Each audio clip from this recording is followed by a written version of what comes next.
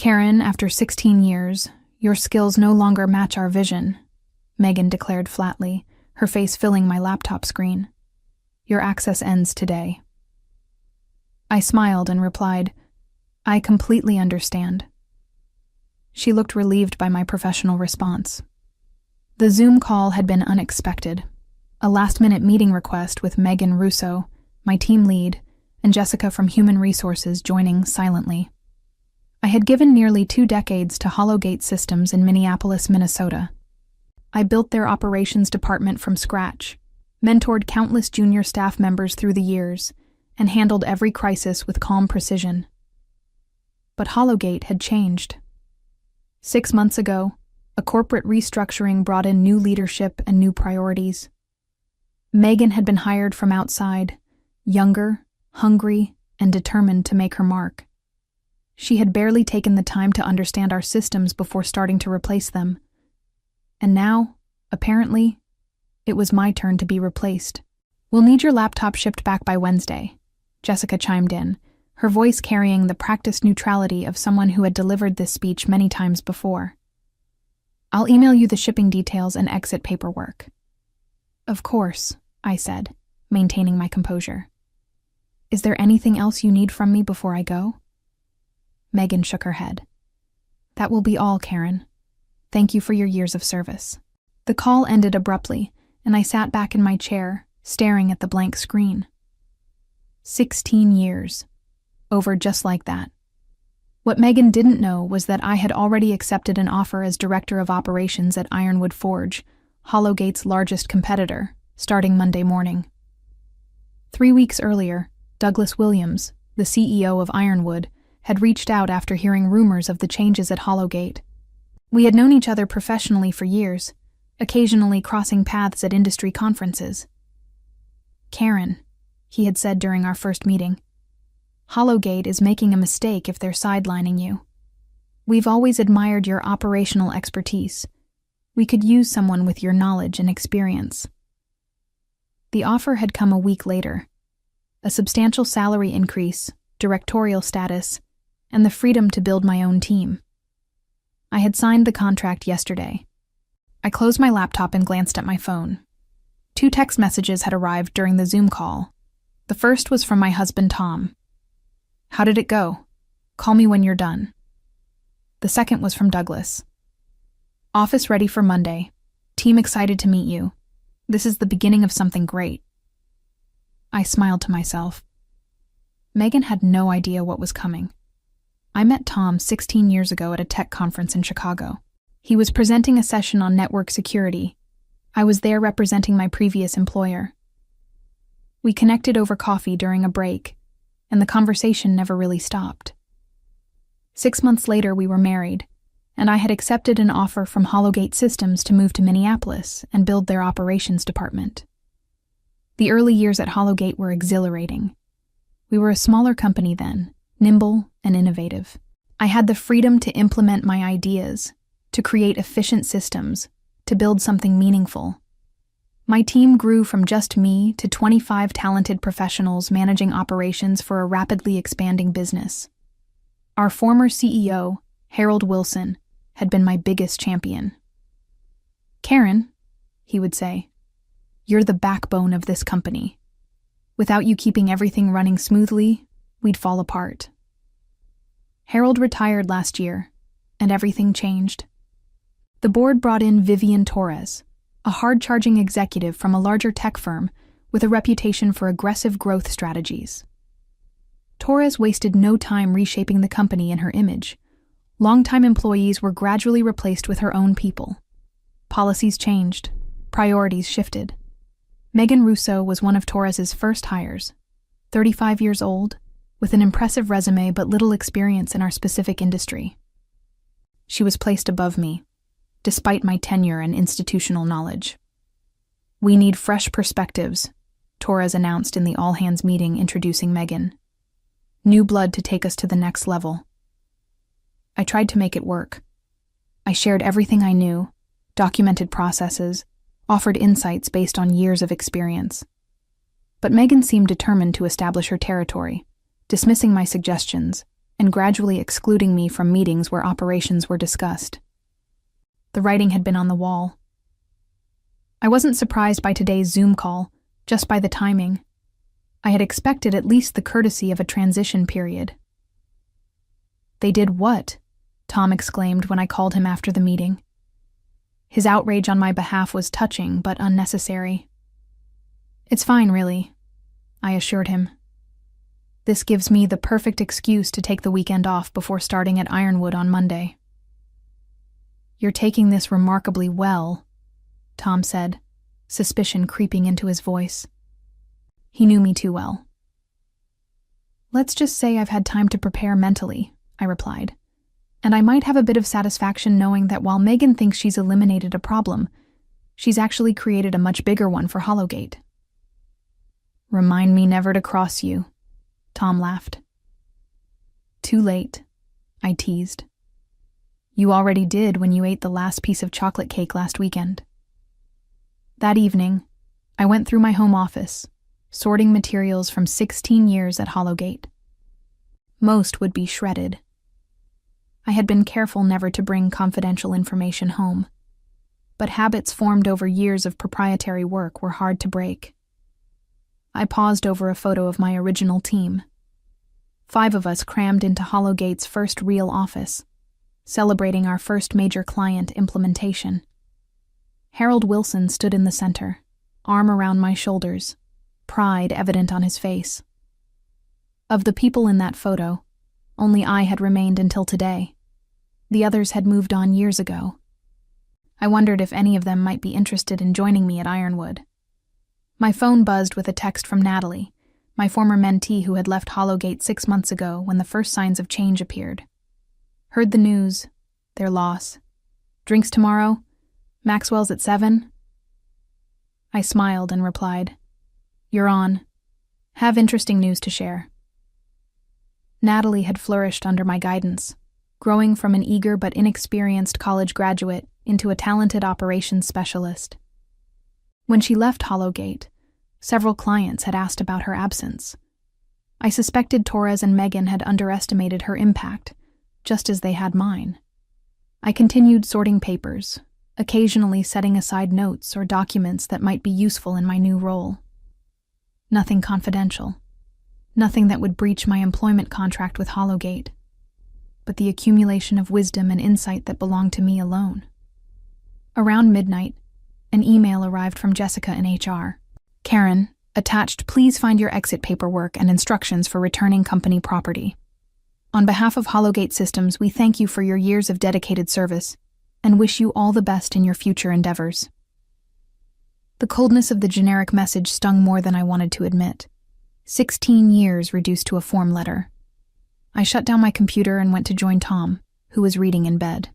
"You know," he said, looking up from his book, "I don't think I've ever seen you this calm after a major life change." I slid under the covers beside him. "That's because this isn't the end of something. It's the beginning." "Still," Tom persisted, "you dedicated nearly 2 decades to Hollowgate. You built something meaningful there. It can't be easy to just walk away." I sighed, acknowledging the truth in his words. "I'm not walking away from what I built. I'm taking the best parts with me, the knowledge, the experience, the relationships. Hollowgate may have decided they don't need me anymore, but they'll soon realize how much they've lost." "Their mistake is Ironwood's gain," Tom said, squeezing my hand. "And mine," I added. "I've outgrown Hollowgate. I just didn't know it until they forced me to see it." That night, I slept more soundly than I had in months. Maxwell's was pleasantly crowded for a Saturday evening. I spotted Natalie in our usual corner booth, 2 glasses of wine already waiting. "There she is," Natalie said as I approached, the latest casualty of the Torres regime. "Former casualty," I corrected, sliding into the booth. "Current victor." Natalie raised an eyebrow. "Do tell." I filled her in on my new position at Ironwood, watching her expression shift from sympathy to delight to something like awe. "Director of Operations at Ironwood? Karen, that's brilliant. she exclaimed. The look on Megan's face when she finds out, I would pay to see that. I'm not doing this for revenge, I said, though I couldn't completely suppress a smile. Of course not, Natalie replied, not believing me for a second. You're doing it for the career advancement and the opportunity to work with a company that actually values your expertise. Exactly. But the revenge is a nice bonus, she added with a grin. I laughed. Maybe a small bonus.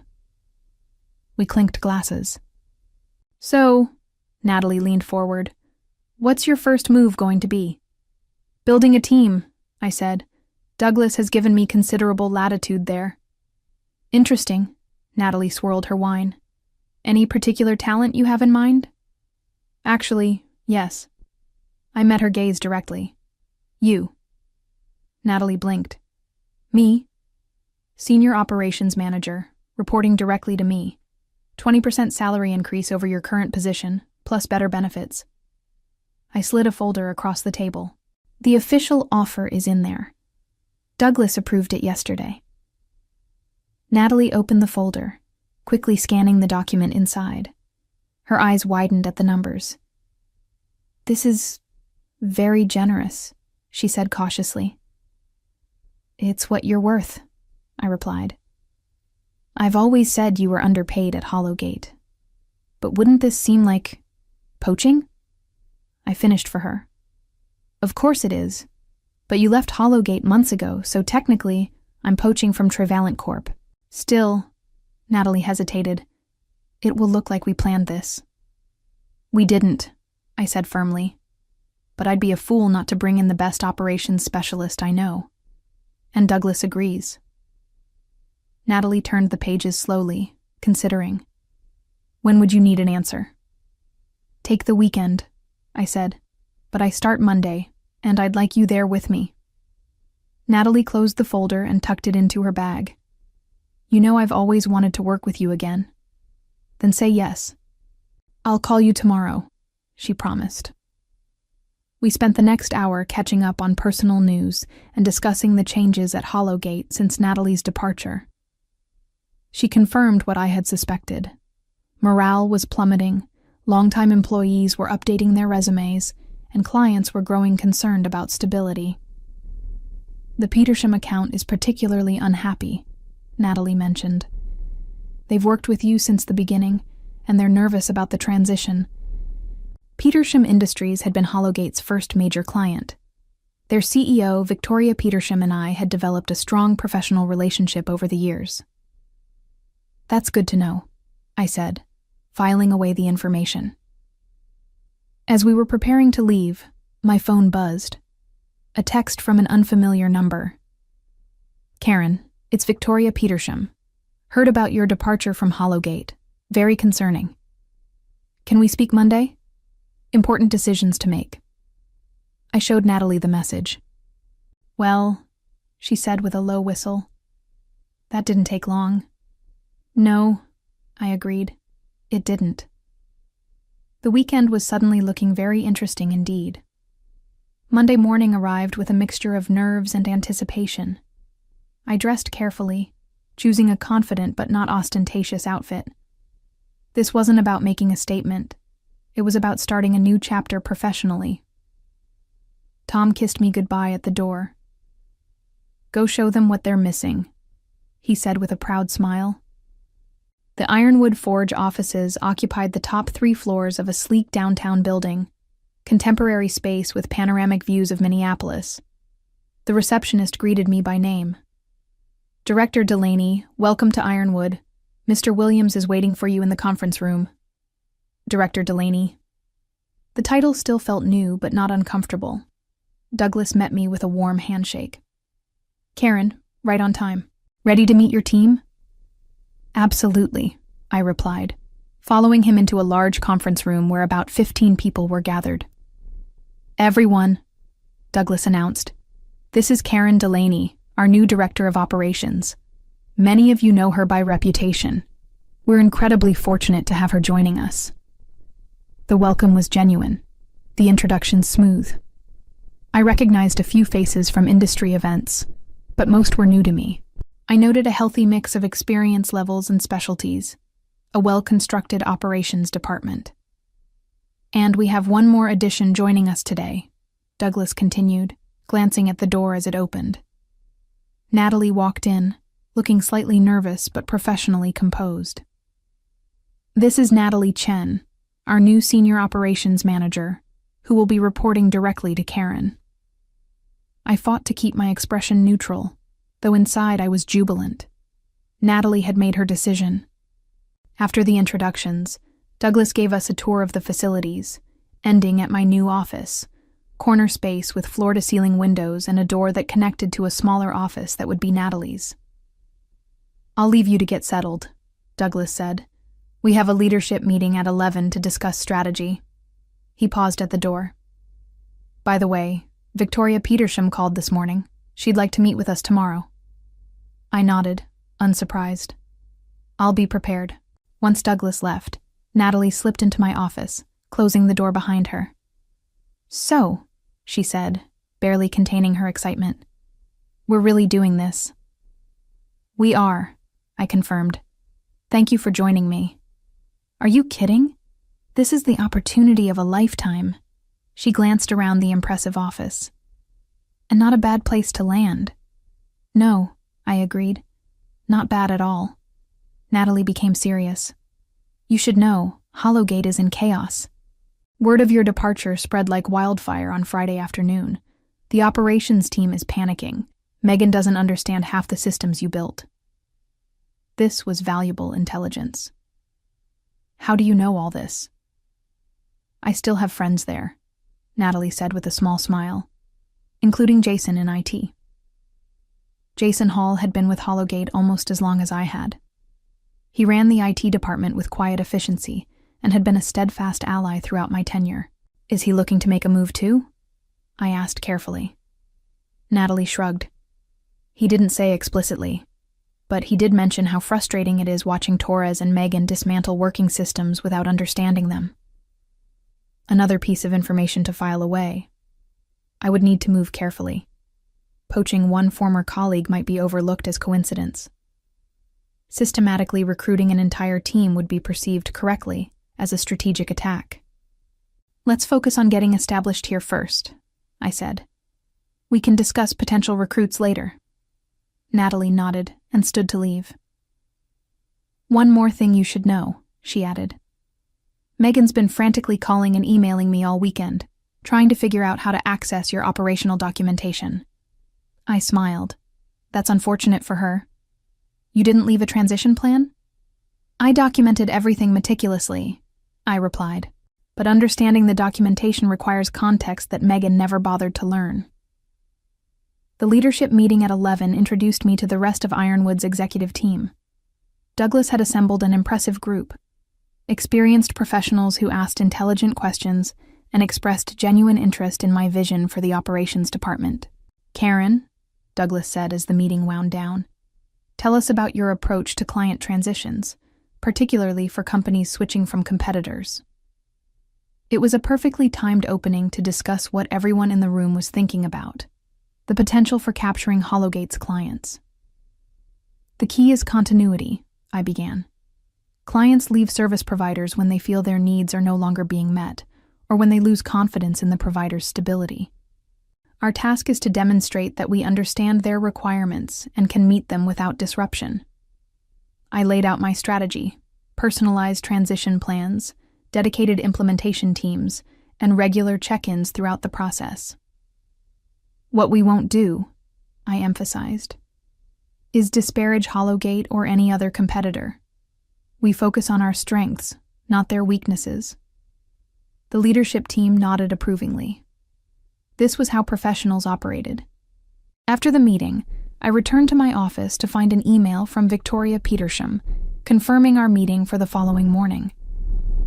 With 16 years of history between us, I knew this wasn't a casual check-in. Victoria was seriously considering moving Petersham Industries' business from Hollowgate to Ironwood. My phone rang, Megan Russo's name appearing on the screen. I let it go to voicemail. A moment later, the notification appeared. I pressed play, curious despite myself. Karen, this is Megan Russo. Her voice sounded strained. We need to discuss transition of your operational knowledge. Some of the documentation is unclear. Please call me back as soon as possible. Deleted. 5 minutes later, a text arrived from the same number. This is unprofessional. The company needs your cooperation for a smooth transition. I smiled to myself. Megan was discovering that firing someone on a Friday afternoon with no transition period had consequences. Later that afternoon, Natalie joined me in my office to review the current status of Ironwood's operations processes. She had already identified several areas for improvement.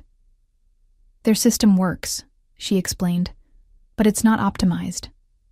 We could implement some of the refinements we developed at Hollowgate to increase efficiency by at least 20%. I nodded. Draft a proposal. We'll present it to Douglas by the end of the week. My phone buzzed again. A call from Jessica in HR at Hollowgate. I ignored it. They're getting desperate, Natalie observed. They're discovering that institutional knowledge can't be transferred in a day, I replied, especially when they didn't value it enough to arrange a proper handover. Are you going to call them back? I considered the question seriously. No. I fulfilled all my contractual obligations. I owe them nothing more. As the day progressed, the calls and texts continued, from Megan, from Jessica, and finally, at 4:30 p.m., from Vivian Torres herself. Each message grew increasingly urgent. The last text from Torres was particularly revealing. Karen, this is Vivian Torres. We may have been hasty in our decision. Please call to discuss possible arrangements. Too little, too late. By the end of my first day at Ironwood, I had outlined a comprehensive strategy for operational improvements, scheduled meetings with key team members, and prepared for tomorrow's discussion with Victoria Petersham. As I gathered my things to head home, Douglas stopped by my office. Productive first day? He asked. Very, I replied. I heard Hollowgate is trying desperately to reach you. I raised an eyebrow. News travels fast. In this industry? Always. Douglas leaned against the doorframe. Victoria Petersham called me again this afternoon. She's bringing her CTO to our meeting tomorrow. That was significant. Victoria wouldn't bring her technical leadership unless she was seriously considering a change. We'll be ready, I assured him. The meeting with Victoria Petersham and her CTO, Andrew Michaels, began formally but quickly warmed as we fell into the familiar rhythm of our long-standing professional relationship. I'll be direct, Karen, Victoria said after the initial pleasantries. Hollowgate's recent changes have us concerned. When we heard you'd been let go, that concern became alarm. Andrew nodded in agreement. The systems you built are integral to our operations. No one understands them like you do. Ironwood is prepared to offer you a comprehensive transition package, Douglas interjected smoothly. Karen would personally oversee the implementation. Victoria and Andrew exchanged glances. We'd need assurances of continuity, Victoria said cautiously. You'd have them, I promised. Plus improvements to the existing systems that I've been conceptualizing, but couldn't implement at Hollowgate. The meeting lasted 2 hours, during which we outlined a detailed transition plan. By the end, the decision was all but made. We'll need to review this with our legal team, Victoria said, gathering her materials. But barring any contractual issues, I believe we have an agreement in principle. As they left, Douglas turned to me with an appreciative nod. That, he said, was masterful. Over the next 2 weeks, the pattern repeated with 3 more major Hollowgate clients. Each cited similar concerns: uncertainty about Hollowgate's stability, lack of confidence in the new leadership, and, crucially, their trust in me personally. By the end of my 3rd week at Ironwood, we had successfully transitioned 4 of Hollowgate's largest accounts, representing nearly 30% of their annual revenue. The news made waves throughout the industry. Ironwood's stock rose, Hollowgate's fell. Analysts began questioning Torres' leadership and strategic vision. Through industry contacts, I heard that Megan had been demoted. The operations team at Hollowgate was in disarray, struggling to maintain service levels for remaining clients. It wasn't personal, just business. But I couldn't deny feeling a certain satisfaction. The final blow came unexpectedly in my 4th week at Ironwood. Jason Hall, Hollowgate's IT director, requested a meeting. "I've been with Hollowgate almost as long as you were," he said when we met for coffee. "But it's not the same company anymore." "You're considering a move," I stated, not as a question. Jason nodded. "And not just me. There are at least 6 senior team members ready to jump ship." This was a significant development. These were people with deep institutional knowledge, the backbone of Hollowgate's technical operations. "Ironwood would be interested," I said carefully, "but this would have to be handled delicately." "Of course," Jason agreed. "We're professionals." Within a month, Ironwood had added not only Jason, but 4 other key Hollowgate veterans to our growing team.